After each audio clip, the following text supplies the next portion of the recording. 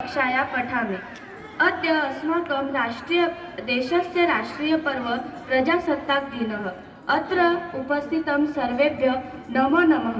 अस्माकं देशः नवदशशतके 47तमे वर्षे अगस्त मासस्य 15 दिनाङ्के स्वतन्त्रः अभवत्, परन्तु नवदशशतके 50तमे वर्षे अस्माकं देशस्य संविधानं प्रवर्तितम् अभवत्। ततः भारतः पूर्णगणतन्त्रं राष्ट्रम् अभवत्। अस्मिन् दिने राष्ट्रीयध्वजारोहणं भवति।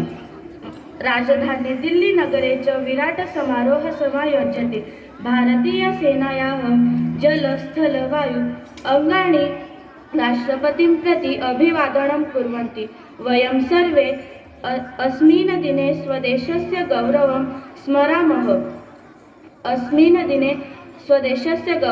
स्मरामः।